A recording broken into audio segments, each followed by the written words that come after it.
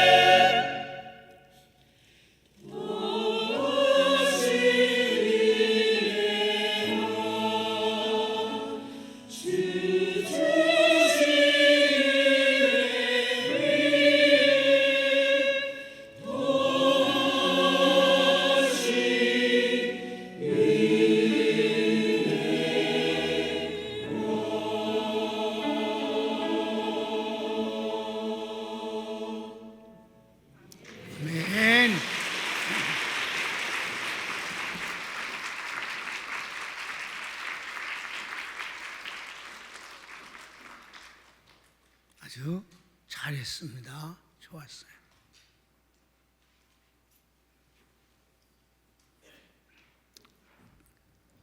계속해서 창세기 강해를 하겠습니다.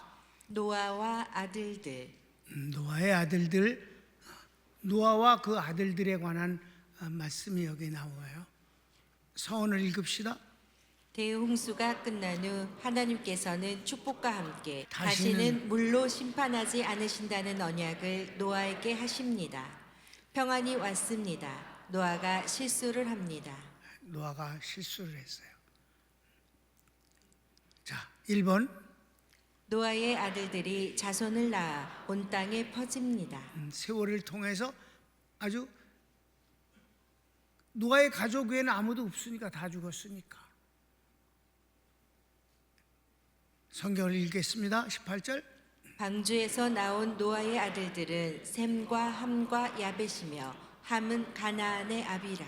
노아의 이 세 아들로 조차 백성이 온 땅에 퍼지니라. 내가 며칠 전에 유튜브를 통해서 미국의 그 어떤 교회를 소개하는 것을 봤습니다. 워싱턴에 있는 어떤 교회인데 그 교회가 미국 전체에서 그렇게 소문이 났답니다. 미국도 예수님을 믿는 숫자가 안 생겨요. 교회로 오히려 다니던 사람이 잘 안 댕기는 현상이지 새신자가 안 생긴, 특별히 젊은이들은 절대로 교회를 잘 안, 새로 믿는 사람들이 거의 찾아볼 수가 없는데 이 교회는 12명이 시작된 교회가 7년 만에 20배가 늘었답니다. 그래봤자 12배, 240명 뿐이 더 되겠어? 근데 그 중에 80%가 20, 30대랍니다. 그것 때문에 미국 내에 그게 뉴스가 된 거예요. 그 목사님이 이제 어떻게 그렇게 부흥이 되고 젊은이들이 오느냐 그랬을 때 그의 대답이 나는 하나님 말씀에 아무것도 섞지를 않았습니다. 진짜 좋은 말이잖아? 섞질 않았다. 여러분, 구원받은 성도들의 영혼은 말씀에 배고픔을 느끼는 겁니다. 굶주려서가 아닙니다. 정상적인 사람은 시간이 지나면 식욕을 느끼게 되는 거예요. 배고픔이 정상입니다. 굶주려서가 아니에요. 그래서 여러분 어때? 예배를 한 번만 빠져도 굉장히 오랫동안 예배를 못 드린 것 같은 느낌을 받지 않습니까? 한 끼리를 안 먹어보세요. 아주 많이 배가 고프지요. 이게 정상인 거예요. 뭐에 대해서는? 말씀은 양식이기 때문에, 영혼의 양식이기 때문에 그 양식에 대해서 맛을 알고 그리고 거기에 길들여진 사람은 영혼이 살기 위해선 말씀이 배고픈 것입니다. 그게 전혀 그런 걸 모르는 인간은 배고픔도 없는 겁니다. 배고픔이 없는 거는요, 그가 구원에 관한 확신이 없는 거고, 특별히 영적인 면에서 건강한 영혼이라고 볼 수가 없는 거예요. 배고픔은 정상적인 건강한 사람의 증세올시다. 그러니까 이상한 소리 듣는 걸 싫어하고 말씀이 그리운 거예요. 그러니까 그거를 이렇게 읽으면서 참 다행이다. 좋은 목사님이 미국에 계시네. 이런 분들이 많아야 되는데 성도들은 말씀을 구하는 거니까. 여러분, 복음을 아는 사람은 복음 아니면 못 사는 겁니다. 여러분, 사람이 영적으로 건강한 사람은 식욕을 느끼게 돼 있는 거고요, 그 배고픔이 심할 수도 있는 겁니다. 12번 시작. 노아가 포도주에 취해 잠들었습니다. 옷도 벗었습니다. 자, 이 옷도 벗은 이 노아의 행태를 한번 왜 그랬는지 한번 보겠습니다. 가로치기 1번. 술 취하고 옷을 벗음에 대해 성경은 정상이 아닌 부끄러움 등으로 말씀합니다. 성경에서 술 취함 그리고 옷 벗음, 이게 동시에 나오는 것이 여러 군데가 있어요. 이거는 어느 때 이렇게 표현을 하느냐면 실제 술 취해서 빨가벗고 돌아다녔다는 게 아니에요. 이스라엘 민족이 그와 같다고 표현을 하는 거예요. 그럼 그거는 정상이 아니고 영적으로 잘못되어서 곁길로 가서 정신을 못 차린, 그리고 부끄러운 모습, 그리고 아주 형편이 남루해지고 부끄러움을 당하고 멸시를 당하는 형편을 바로 옷 벗고 부끄러움이다. 근데 여러분, 에레미야라든가 에레미야서는 큰 성경이고, 그 다음에 소선지서는 거의 다 뭐에 관해서 썼느냐 하면은 바빌론 포로, 나라가 망해서 바벨론으로 피난간 얘기, 잡혀간 얘기가 거의 다가 에레미야서하고 소선지서는 다 그겁니다. 그래서 항상 징징거리는 소리예요. 그래서 내가 소선지를 안 해요, 여러분한테. 왜냐면 같은 게 반복해서 되는 거예요.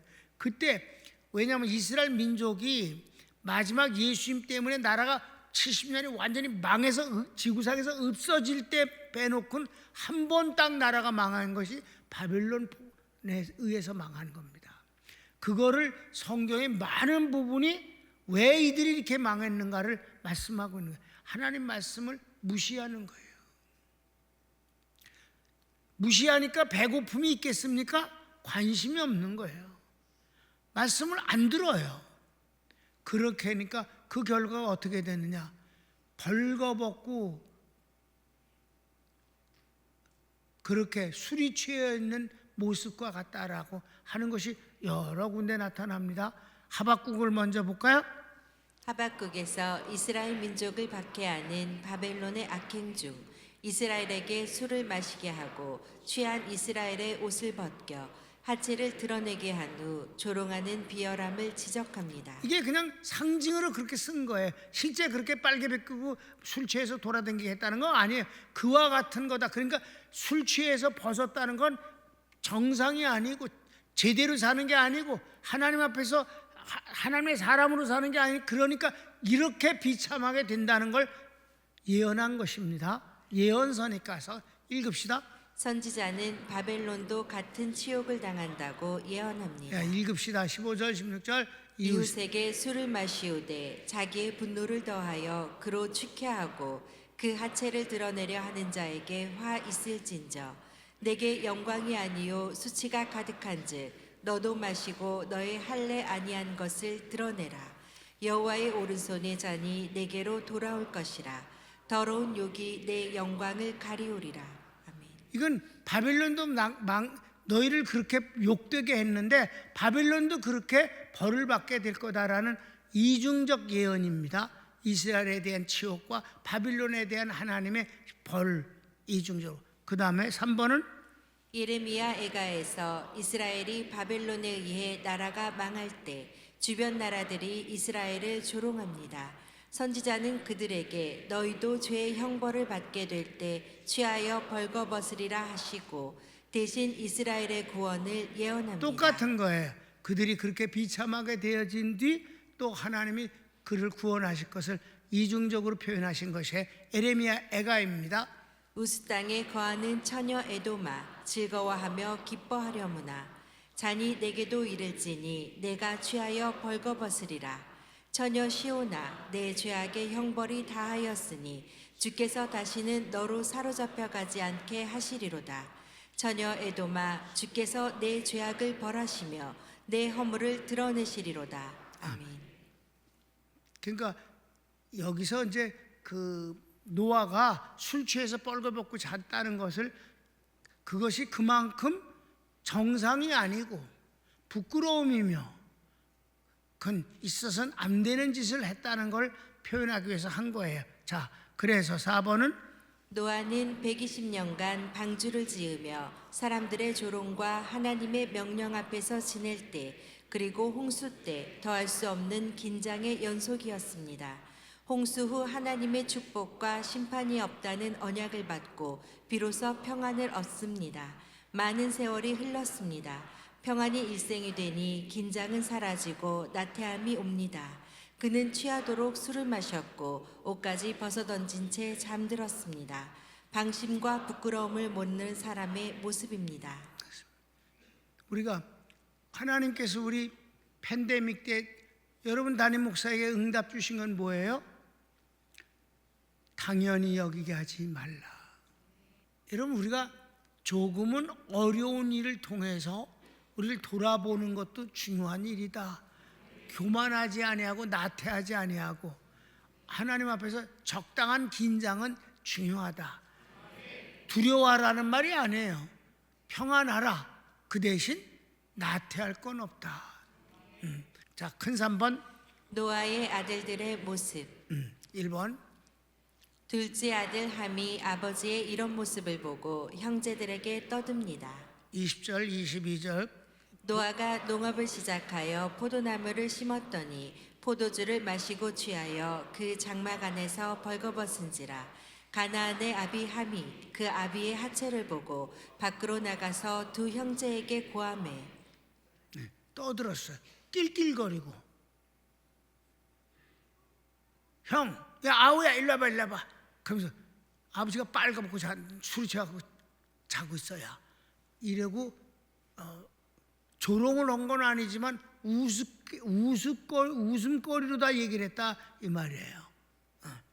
그래서 셈과 야벳은 옷을 들고 뒷걸음으로 다가가 아버지를 가려드립니다. 그 얘기를 듣고 큰아들과 셋째는 아버지의 옷을 잡고 아버지가 저쪽에 있는데 뒷걸음으로 가서 이렇게 덮으면서 가려드렸다 이 말이에요. 성경을 볼까요? 23절. 셈과 야벳이 옷을 취하여 자기들의 어깨에 메고 뒷걸음쳐 들어가서 아비의 하체에 덮었으며 그들이 얼굴을 돌이키고 그 아비의 하체를 보지 아니하였더라. 그렇게 했다. 그랬어요. 그래서 4번을 보면 노아가 깨어난 뒤 세 아들에게 축복과 저주를 내립니다. 그럼 어디 가로치기 1번 봅시다. 함에 대해 저주합니다. 특히 가나안, 함의 넷째 아들에 대해 형제들의 종의 종이 된다 합니다. 성경을 봅시다. 노아가 술이 깨어 그 작은 아들이 자기에게 행한 일을 알고 이에 가로되 가나안은 저주를 받아 그 형제의 종들의 종이 되기를 원하노라. 정말 이렇게 됐거든요. 성경을 아주 성경 역사가 다 그거예요. 자, 우리 응답받은 것이 있는데 여호수아서 9장. 여호수아가 그들을 불러다가 일러 가로되 너희가 우리 가운데 거주하거늘 어찌하여 우리는 너희에게서 심히 멀다 하여 우리를 속였느냐. 그러므로 너희가 저주를 받나니 너희가 영영이 종이 되어서 다 내 하나님의 집을 위하여 나무 패며 물 깃는 자가 되리라. 아멘. 이게 무슨 얘기인 줄 아세요? 여호수아가 이제 가나안 땅을 점령하고 거기에 있는 나라들을 전부 전쟁을 통해서 죽이고 노예를 삼았어요. 근데 가나안인들이라고 칭하는 사람들이 아주 많이, 여기 함의 넷째 아들 이름이 가나안이거든. 그 가나안이라고 칭하는 사람들이 지금 현재도 팔레스타인 사람들이라고 하는 거예요. 팔레스타인은 영어 발음이고 팔레스타인을 한국말로 쓴 성경은 가나안이라고 써 있음을 아시기 바랍니다. 그러니까 이 가나안인들은 원래 거기서 있었어요. 왜? 세월이 많이 지났기 때문에 이 아브라함의 후손들만 하나님의 족속으로 정해진 때가 됐다 이 말입니다. 아멘.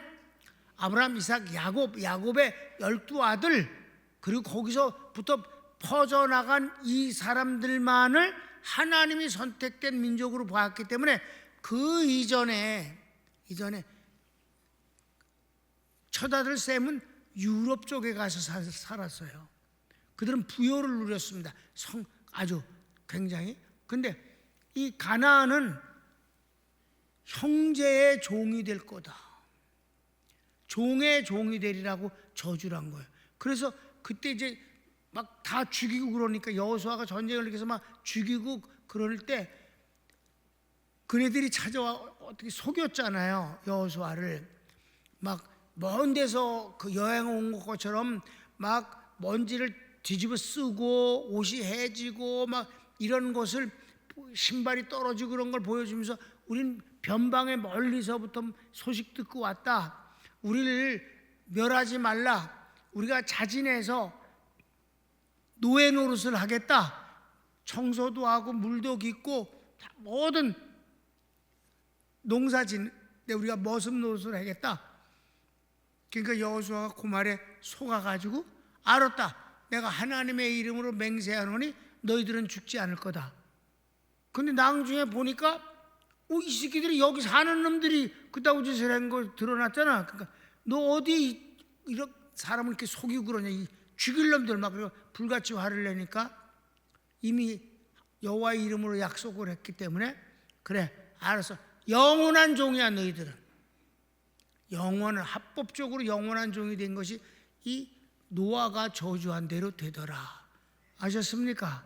그 뒤에도 나와. 열왕기상 보면 자기에게 있는 모든 국고성과 병거성들과 마병의 성들을 건축하고 솔로몬이 또 예루살렘과 레바논과 그 다스리는 온 땅에 건축하고자 하던 것을 다 건축하였는데 무릇 이스라엘 자손이 아닌 아모리 사람과 헷 사람과 브리스 사람과 히윗 사람과 여부스 사람에 남아있는 자 곧 이스라엘 자손이 다 멸하지 못하므로 그 땅에 남아있는 그 자손들을 솔로몬이 노예로 역군을 삼아 오늘까지 이르렀으되. 이게 바로 여러 족속들이 있지만 그걸 다 합쳐서 그들은 가나안이라고 하는 것이다.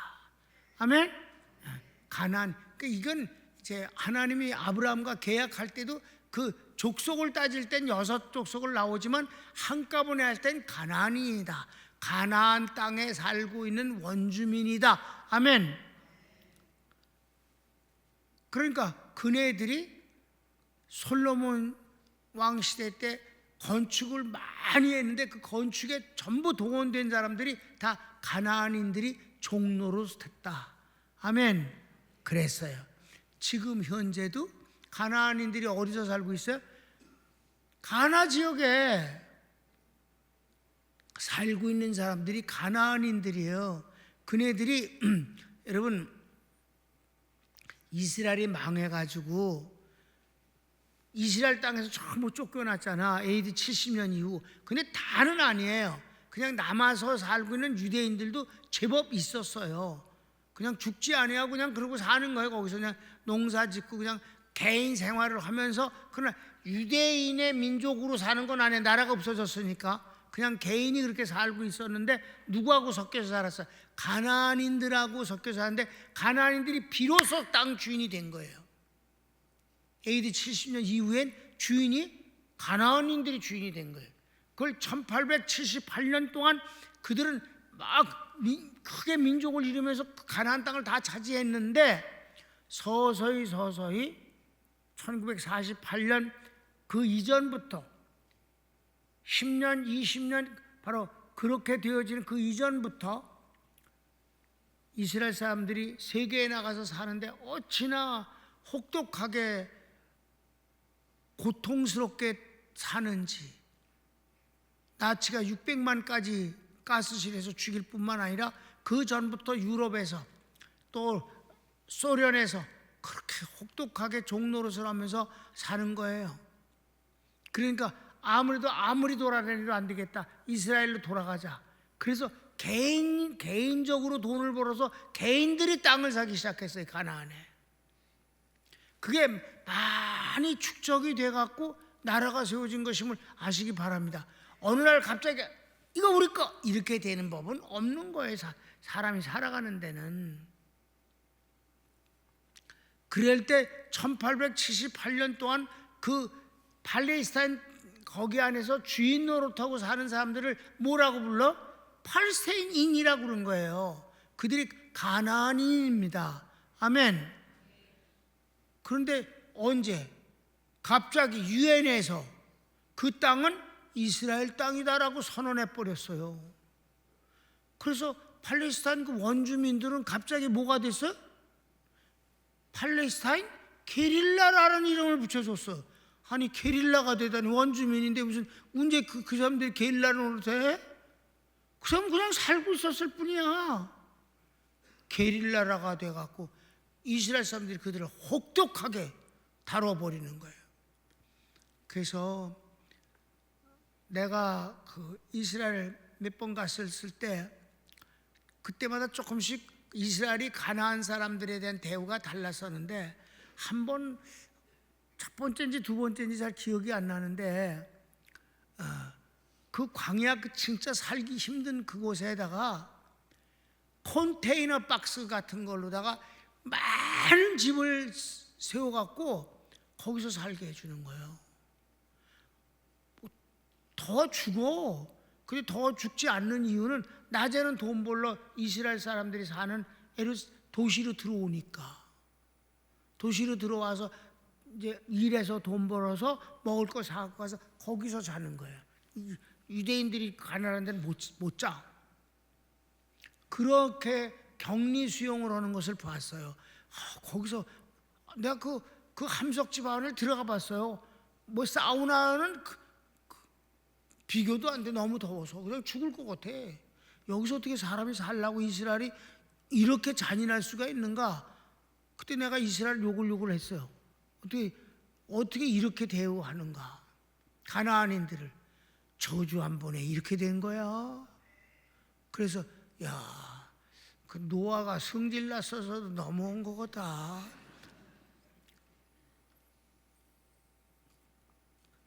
지금은 어떻게 돼?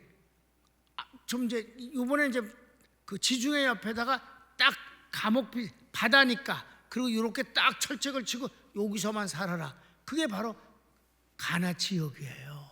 거기에 바로 팔레스타인인들이 한꺼번에 몰려서 사는데, 이란이 하마스를 거기다 집어넣어 갖고 지난번에 이스라엘 사람들을 테러해서 인질로 잡아갖고 전쟁이 난 거 아닙니까? 그래도 가나안 사람들은 꼼짝을 못하는 게 이스라엘을 좋아하진 않으니까, 그래도 그네들은 저거니까 이슬람교를 믿고 있으니까 이란 쪽이 더 가깝단 말이에요. 근데 하마스가 와서 그렇게 도발을 하고 죽이고 그러니까 전쟁이 일어나니 이 가나안 사람들은 피해자, 또 다른 피해자란 말이에요. 그러니까 제발 그러지 않았으면 좋겠는데, 가나안인들에게 모든 걸 또 지어준 게 또 이스라엘이에요.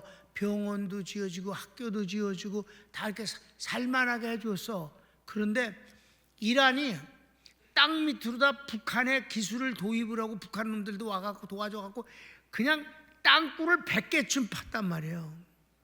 그 땅굴 밑으로 차가 막 다니게 만들면서 그 하마스 그 특공 그 게릴라들이 진짜 와서 가나안 사람들의 학교 밑에를 무기를 작업하고 미사일을 병원 밑에 미사일 부대를 만들고 이런 식으로 하니까 이스라엘이 거기를 폭격을 하기가 너무 어렵잖아요. 그러니까 그 소탕 작전을 하는데 많은 이스라엘 사람들도 죽고 힘들었던 것이 그게 아닙니까? 그러니까 가나안 사람들은 지금 뭐라 그래? 제발 가라. 우리 그냥 평화스럽게 살고 싶다. 근데 하마스가 안 가지. 가나안인들은 저주를 받아서 이렇게 된 것인데 여러분, 저주란 무서운 겁니다. 하나님의 심판과 저주는 사실 무섭습니다. 현재까지도 진행 중이다. 그래서 이제 2번 셈의 하나님 여호와를 찬송하리로다. 함은 이렇게 저주를 했는데 셈은 아주 크게 축복을 주시는데 이 셈이 바로 아브라함의 조상입니다. 그러니까 영적으로 하나님의 민족, 하나님의 자녀, 구원받은 사람들이 되는 것입니다. 셈족은 하나님께 속한 사람이 됩니다. 영적 축복입니다. 아브라함의 계보입니다. 그렇습니다. 성경을 읽읍시다. 또 가로되 셈의 하나님 여호와를 찬송하리로다. 가나안은 셈의 종이 되고. 가나안이 이 종이 된다는 말을 3번이나 나와요. 그러니까 셈은 이렇게 영적인 하나님의 사람이, 셈의 하나님이 된다는 말이 얼마나 엄청난 말이에요. 그 다음에 3번 야벳을 창대케 하십니다. 물질적인 축복입니다. 셈의 장막에 거한다 함은 장차 그리스도에게 속함이 셈과 함께함을 뜻합니다. 장차는 기독교라는 것에 통해서 예수 그리스도를 믿는 그런 같은 구원받은 범위 안에 들어오게 된다는 걸 말합니다. 성경을 읽읍시다. 하나님이 야벳을 창대케 하사 셈의 장막에 거하게 하시고 가나안은 그의 종이 되게 하시기를 원하노라 하였더라. 아멘. 그래서 5번 노아가 홍수 후 350년을 살아 950세에 죽습니다. 그 이후부터는 사람의 연수가 팍팍팍팍 줄어갑니다. 노아가 950년을 산 것은 바로 그 오래 산 세대의 마지막 사람으로 되어지는 거예요. 그래서 언제까지 살았다고? 아브라함이 58세 때까지와 바벨탑 사건도 목격합니다. 그러니까 참 무지하게 오래 살았다 이 말입니다. 아브라함이 새까만 자손이거든. 성경을 읽어봅시다. 홍수 후에 노아가 350년을 지내었고 향년이 950세에 죽었더라. 아멘. 자, 결어를 좀 길게 썼어요. 같이 읽겠습니다. 함과 그의 아들 가나안에 대한 저주에 대해 한 번의 실수에 대한 형벌로는 가혹하다는 느낌이 들 수 있습니다. 따지고 보면 실수는 아버지 함이 먼저 한 것이니 원인 제공이 아니냐 합니다. 하나님은 억울한 일을 하시는 분이 아닙니다. 하나님은 심판보다 구원과 축복을 좋아하십니다. 여기서 함보다 가나안의 이름이 반복해 나옵니다. 가나안은 함의 4번째 아들입니다.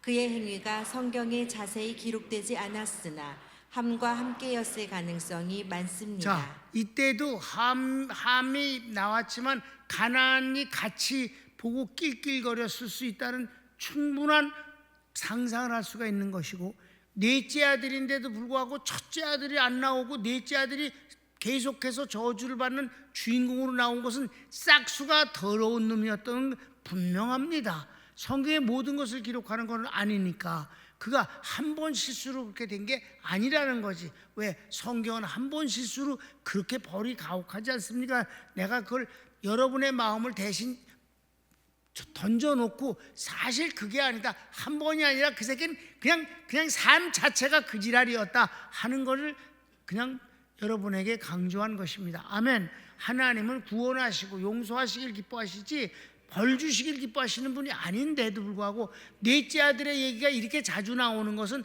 그 새끼가 매사에 그랬었다. 아멘. 그러니까 노아보다 함보다도 더 나쁜 놈이 가나안이었다. 그래서 가나안이라는 이름을 갖고 계속 저주를 받지 않느냐. 함이라는 걸로다가 저주를 받은 게 아니다 이 말입니다. 여기서 중요한 건 가나안이라는 죄인입니다. 범죄 행위. 아셨죠? 하나님이 바보가 아니시잖아요. 행한 대로 갚으시잖아. 그랬다. 그 다음 읽읍시다. 하나님은 죄보다 회개를 더 중요하게 여기십니다. 가나안은 회개하지 않았습니다. 역사를 통해 하나님을 대적합니다. 계속 대적했거든. 가나안인들은 이 유대 민족이 가나안 땅에 정착하고 기회만 있으면 들이받아. 이 새끼들은 어려울 때는 가만히 있고 종노릇을 잘하다가 유대인들이 좀 어렵고 상황이 안 좋으면 기어나와. 언제든지 마치 바퀴벌레처럼 나오고 막 빈대처럼 나와갖고 괴롭혀. 오늘날까지. 그래서 계속해서 그러나 한 가지 잊지 말아야 할 것은 함의 불행의 원인이 노아에게 있다는 사실입니다. 평안의 은혜를 당연히 여기면 나태해집니다. 긴장하지도 않습니다. 주인을 의식하지 않습니다. 하나님을 의식함은 아름다운 긴장입니다. 아멘. 여러분, 긴장이라는 것이 사람 스트레스가 되는 것 같아도 적당한 긴장은 멋있는 겁니다. 여러분이 지금 예배를 드릴 때 옷 입은 건 집에서 입는 옷이 아니에요. 이것은 밖에 나가기 때문에 차려입은 옷입니다. 긴장의 표현입니다. 여러분, 군인이 멋있는 건 왜 그래? 긴장한 모습이 멋있는 거죠. 여러분, 군인이 양손에 주머니에다 손을 집어넣고 흐느적거리고 이러고 댕겨봐. 그 진짜 군인 같지 않고 아주 꼴 보기 싫잖아. 그죠? 절도 있어야 된단 말이에요. 적당한 긴장은 아름다운 겁니다. 처녀들은 버스나 전철에서 앉았을 때 항상 무릎을 붙이고 앉아 있습니다. 긴장한 거예요. 긴장은. 애 셋 낳으면 아주 자유롭습니다. 긴장하지 않아. 긴장하지 않으면 매력적이질 않아. 적당한 긴장은 아름다운 거다. 우리가 하나님 앞에서 당연히 여기지 아니하고 긴장하는 것은 좋은 것입니다.